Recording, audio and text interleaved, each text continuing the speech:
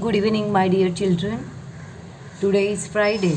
The date today is the 9th of July 2021. Class, have you remembered this lesson? Yes, this was your 4th standard lesson, Manu's Maths, मनूचे गणित. तुम्हाला सगळ्यांना आठवत असतील की हे पॅरेग्राफ्स आणि हा एक पॅरेग्राफ आणि या पॅरेग्राफमध्ये असलेले there are some nice pictures, some nice numbers in colourful numbers. आणि मागच्या वर्षी तुम्ही हे केलेलं आहे. यावर्षीसुद्धा तुम्हाला प्रॅक्टिस म्हणून हे करायचे. Now I am going to read these paragraphs. I am going to read aloud these 3 paragraphs from your book. I will send you the same picture. Now look at it carefully. It has some pictures and some colorful numbers. Some pictures of vegetables or things. Okay? Here are some vegetables. And here are some numbers. And here are some you're liking, your favorite things. Now what will you do now? I will read the words, I will read the paragraph aloud, and I will stop for a moment at these pictures or at these numbers. Now you are not in front of me just now. तुम्ही आता सगळे माझ्या समोर नाही आहात, नाहीतर मी इथे थांबणार होते आणि तुम्हाला लगेचच काय करायचं होतं, मी इथे थांबले की तुम्हाला या पिक्चरचं नाव इथे बोलायचं होतं.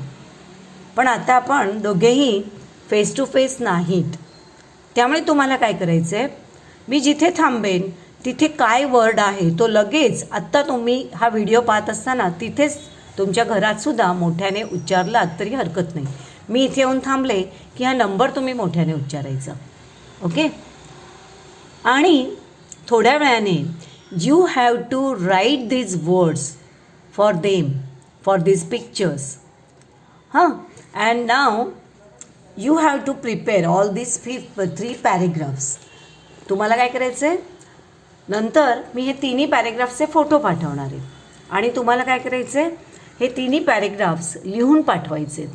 लिहिताना तुम्ही काय करणार आहात, where you feel the words for this pictures or numbers you have to make the box around them. जिथे जिथे तुम्ही ह्या चित्रांऐवजी शब्द वापरणार आहात, नंबर्सऐवजी त्यांचे शब्द वापरणार आहात, वर्ड्समध्ये हे नंबर लिहिणार आहात, न्यूमरल्स लिहिणार आहात, तिथे तुम्ही त्याला काय करणार आहात, बॉक्स करणार आहात. म्हणजे मला लक्षात येईल की तुम्ही अचूक लिहिलं आहे की चुकलं आहे काही. Okay. So shall we start now? Now I think all of you know the names of these things and all of you know these numerals too. Okay? Now I will read the lesson carefully and you attentively listen to it. Okay? Manu's mother told her to go to the market. I need half a kilo each of dash and dash lemons, a piece of dash and some dash. Take this dash and this dash rupee note. Be careful and come back before dash. मुलांनो, मी जिथे जिथे dash म्हटलं आहे त्या त्या ठिकाणी तुम्हाला काय करायचं आहे, हा पूर्ण पॅरेग्राफ लिहायचा आहे आणि जिथे जिथे मी डॅश म्हटलं आहे तिथे तुम्हाला तो शब्द त्या ठिकाणी फिलअप करायचा आहे आणि त्या शब्दाला पेन्सिलने बॉक्स करायचं आहे. असं तुम्ही हे 3 पॅरेग्राफ काय करणार आहात, तयार करणार आहात आणि त्याचे फोटो मला पाठवणार आहात. फॉर एक्झाम्पल पहिला पॅरेग्राफ मी तुम्हाला दाखवते कसं. Okay. Manu brought the dash lemons and some dash. I did not get any dash, Manu said. Never mind, said her mother. तर हा एक जो पॅरेग्राफ आहे तो फॉर एक्झाम्पल म्हणून मी तुम्हाला करून दाखवते की मी या ठिकाणी चित्रांच्या ठिकाणी शब्द कसे फिलअप करते ते बघा. तुम्हाला पण शब्द फिलअप करायचे, अख्खा पॅरेग्राफ लिहायचा आहे, ही सेंटेन्सेस सगळे लिहायचे आहेत. आणि जिथे तुम्ही शब्द फिलअप करणार आहात त्याचे चित्र नाही काढायचं, चित्राच्या जागी तुम्ही शब्द फिलअप करायचा इंग्लिशमधून, स्पेलिंगमध्ये, आणि तिथे त्याला बॉक्स करणार आहात. Listen. Manu's mother told her to go to the market. I need half a kilo each of potatoes and tomatoes, 3 lemons, a piece of ginger and some chilies. Take this bag and this 100 rupees note. Be careful and come back before 5. Manu brought the potatoes, the tomatoes, 4 lemons and some chilies. I did not get any ginger, Manu said. Never mind, said her mother. आलं लक्षात कसा prepare केला आपण हा paragraph? Same paragraph तुम्हाला खालीसुद्धा त्याच पद्धतीने prepare करायचा आहे. म्हणजे मी आता वाचते, तुम्हाला तो प्रत्यक्ष लिहायचा आहे. आणि लिहिताना मी परत एकदा रिपीट करते की तुम्हाला चित्रांच्या जागी शब्द वापरायचे आहेत. Manu's uncle gave her a packet of biscuits. Manu cut the packet open.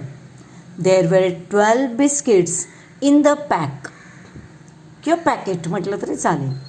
Manu gave 2 of them to her uncle, 1 to her mother and 1 to her father. She ate how many biscuits? 2 biscuits herself. Then she gave her cat and her dog 1 biscuit each. Then how many biscuits were left? Answer: 1 2 3 4. 4 biscuits. हा झाला आपला second paragraph prepare झाला. आता आपण third पॅरेग्राफकडे वळूया. Now this is third paragraph. Manu saw some strings of flowers in the market. She brought 10 strings and counted the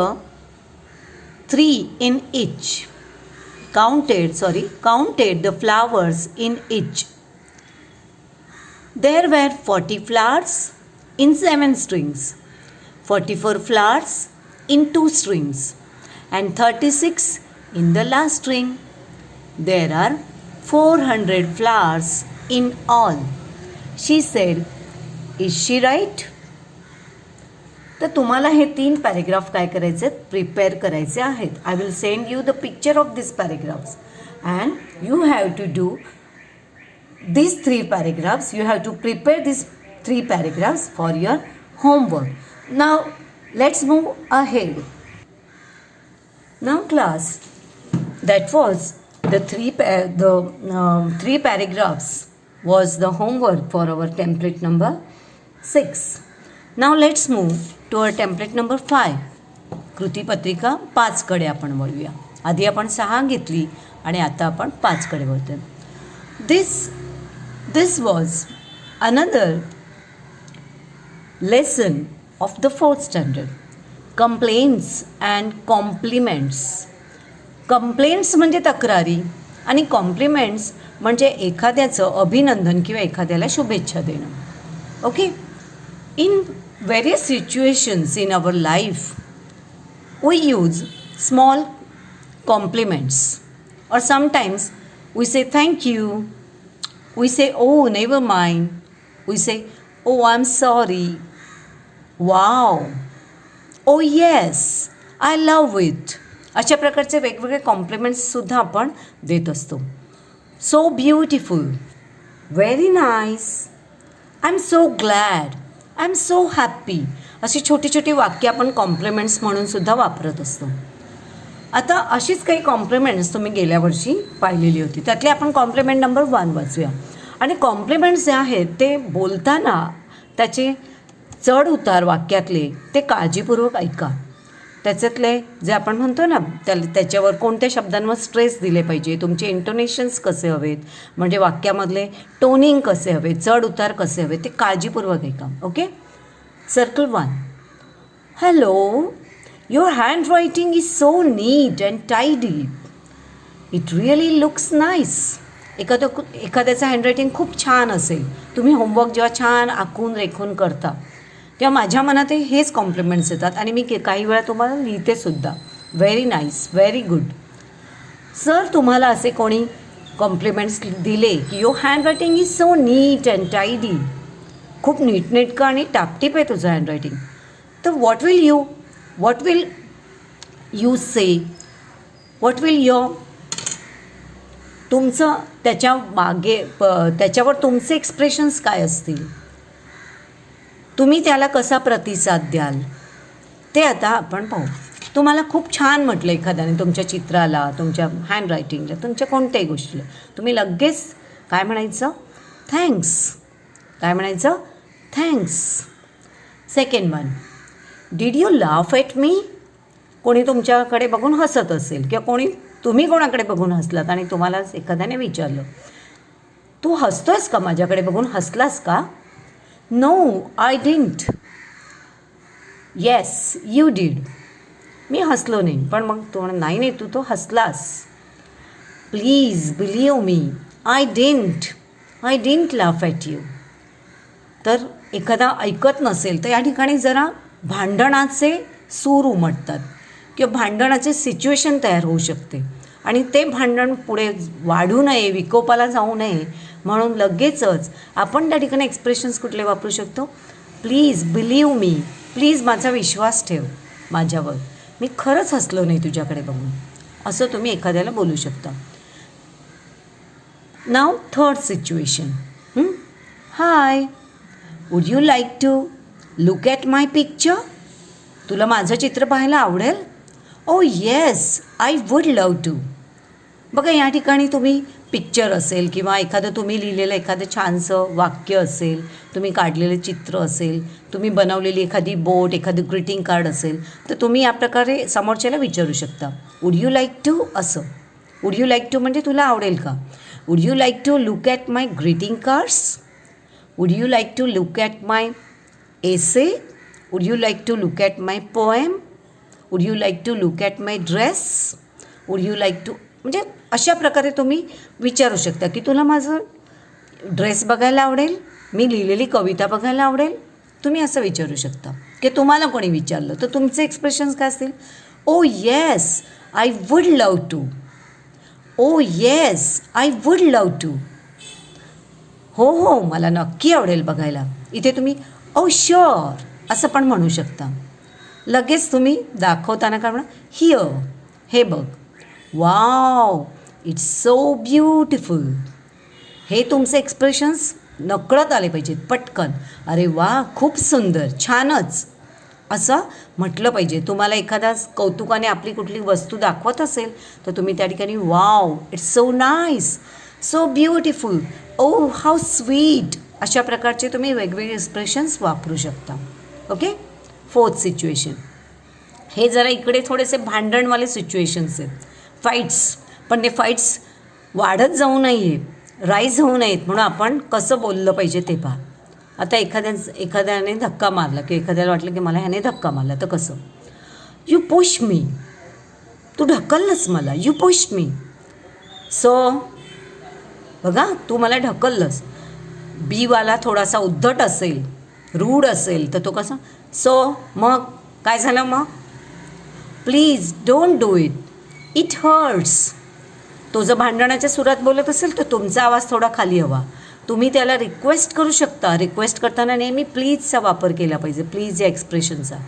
please don't do it, please तू असं करू नकोस, इट हर्ट्स, मला त्याचा त्रास होतो, मला दुखापत होते, असं तुम्ही म्हटल्यानंतर समोरचा माणूस जो मगाशी मग काय झालं असं म्हणणार, त्याचा आवाज आपोआप खाली येतो आणि तो लगेच तुमच्या याला रिप्लाय कसा देतो, oh I am so sorry, oh I am so sorry, माफ कर, मला चुकून झालं असं, मला खरंच माफ कर.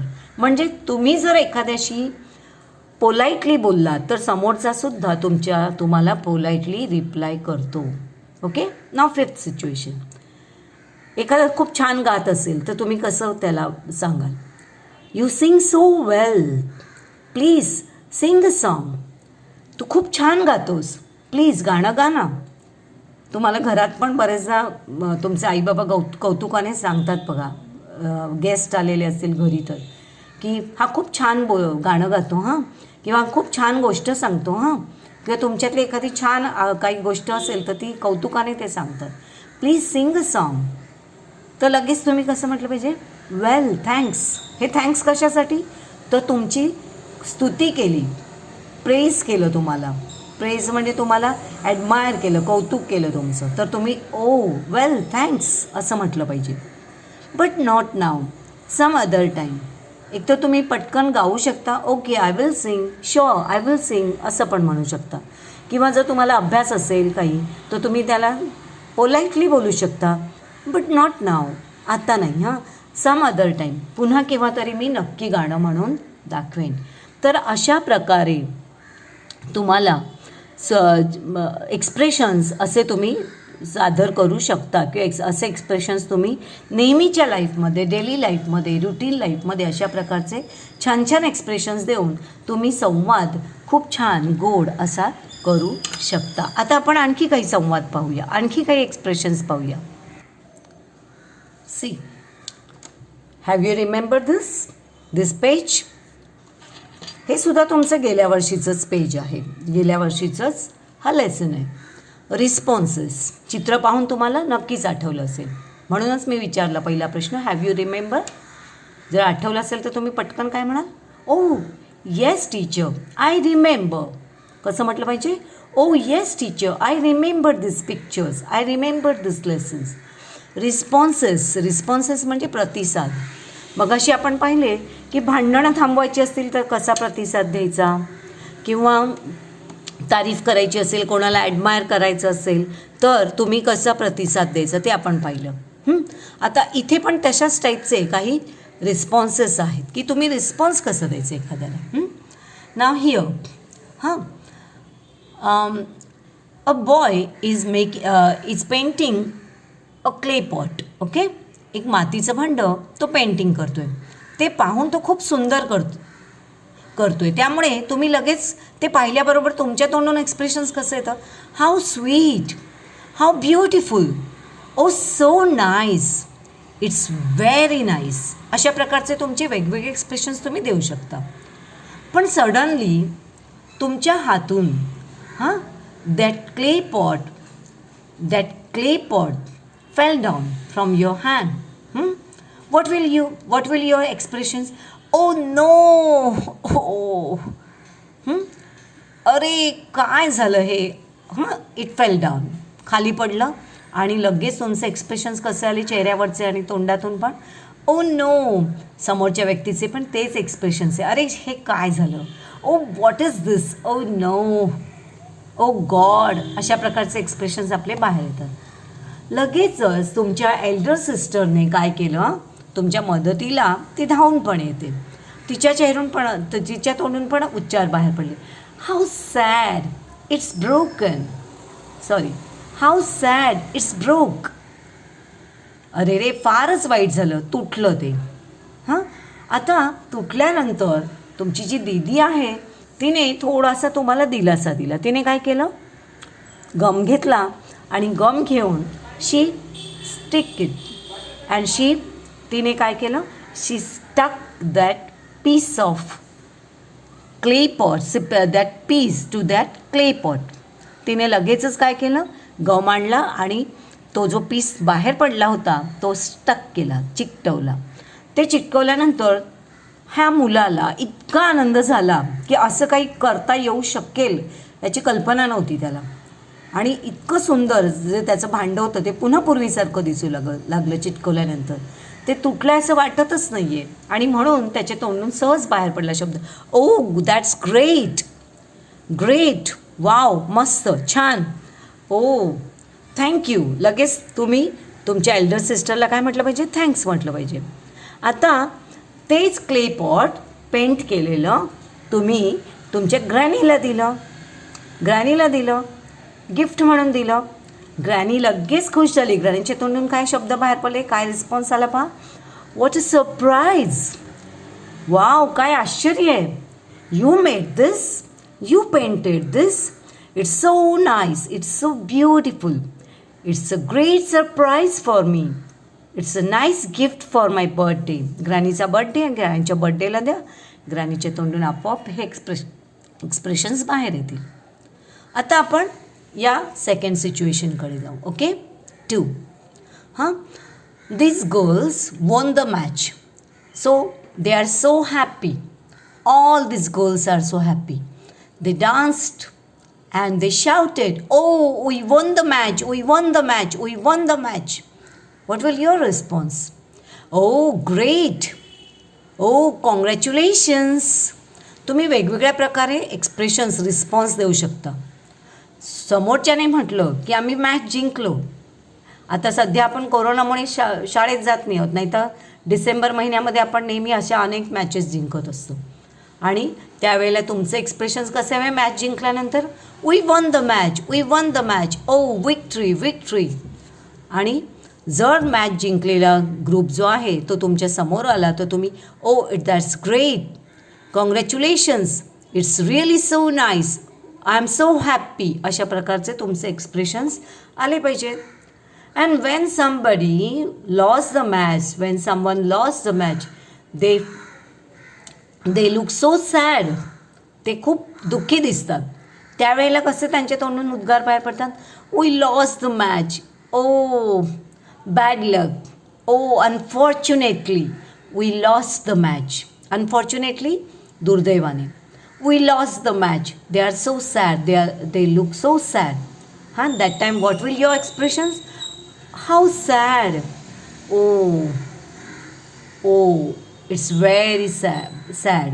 अशा प्रकारचे तुमचे एक्सप्रेशन्स असले पाहिजे. ओ सो अनलकी, अशा प्रकारे तुमचे एक्सप्रेशन्स असले पाहिजेत. म्हणजे आनंदाच्या प्रसंगी आनंद आणि दुःखाच्या प्रसंगी तुमचे संवाद किंवा तुमचे जे एक्सप्रेशन्स आहेत ते वेगळे असले पाहिजे. आणि प्रत्येक वाक्य बोलताना पण तसंच उच्चारलं गेलं पाहिजे. आता इथे पहा, दिस boy is beating this little boy. Okay, this boy, this elder boy is beating this boy. He's so small, he's so little, and he's so frightened, he looks so frightened. That time हा मारतोय त्याला. एवढ्यात तुम्ही आलात तिथून, तर तुम्ही त्यांच्या दोघांच्या मध्ये पडताना पहिल्यांदा काय म्हटलं पाहिजे? ओ एक्सक्यूज मी, माफ कर मला. कधीही दुसऱ्या दोघांचं काहीतरी चालू असेल, मग ती फाईट असेल नाही तर गप्पा चालू असतील, प्रथम आपण त्यांना डिस्टर्ब करताना उच्चार आपले एक्सप्रेशन्स काय असतील? एक्सक्यूज मी, माफ कर मला. का? तर आपण त्यांच्यामध्ये पडतो आहे म्हणून. Excuse me, yes. हा जरा रागातच आहे त्यामुळे तो विचारतो, येस काय झालं? Our teacher has called you. चल, आपल्या टीचरने तुला बोलवलं आहे, चल लगेच, ती त्याला सांगते. नाव this boy frightened, he scared of the teacher. तो खूप he is afraid of the teacher. त्याला टीचरची खूप भीती वाटते. And the small boy, this little boy look so happy. तो खूप आनंदात आहे. का? तर ह्याने त्याला सोडलेलं आहे. दिस गर्ल रेस्क्यूड हिम. दिस गर्ल रेस्क्यूड दिस लिटल बॉय. या मुलीने ह्या छोट्या मुलाला वाचवलं आहे याच्यापासून. पण हा मात्र आता घाबरला, याची पाचावर धारण बसली. He so frightened, he look so frightened. He said, oh no, teacher call me. Oh no, अरे बापरे, आता टीचरने मला बोलवलं, आता काय होईल? सो अशा प्रकारे आपण आपल्या डेली लाईफमधले एक्सप्रेशन्स कसे असले पाहिजे बोलताना ते आपण पाहिले, आणि ते कसे बोलले गेले पाहिजेत हेही आपण पाहिलं. आता मी तुम्हाला छोटंसं वर्कशीट देणार आहे टेम्पलेट 5 आणि टेम्पलेट 6बद्दल. ते वर्कशीट तुम्हाला सोडवायचं आहे, सॉल्व करायचं आहे, सुंदर हस्ताक्षरामध्ये रेषा वगैरे आखून, आणि त्याचे फोटो पाठवायचे आहेत. फोटो स्वतःच्या वर्गाच्याच ग्रुपवर पाठवा. पण एकाच वेळेला 3-3 विषयांचे येत असतात अभ्यास, त्यामुळे आम्हाला नेमका कळत नाही की इंग्लिशचा अभ्यास कुठला आहे. म्हणूनच आम्ही तुम्हाला सांगत असतो की तुमचं नाव, नंबर आणि त्याच्यासोबत सब्जेक्टचं नावसुद्धा खाली टाका. तेव्हाच मला तो इंग्लिश असा शब्द पाहिल्यानंतरच मी तो फोटो ओपन करते, अन्यथा मी तो फोटो ओपन करत नाही. त्यामुळे सगळ्यांनी carefully with sending your homework's photo. Write down your name, your roll number, and the name of the subject, and send these photos on your group. Thank you. Goodbye. Stay at home. Stay safe. Stay healthy.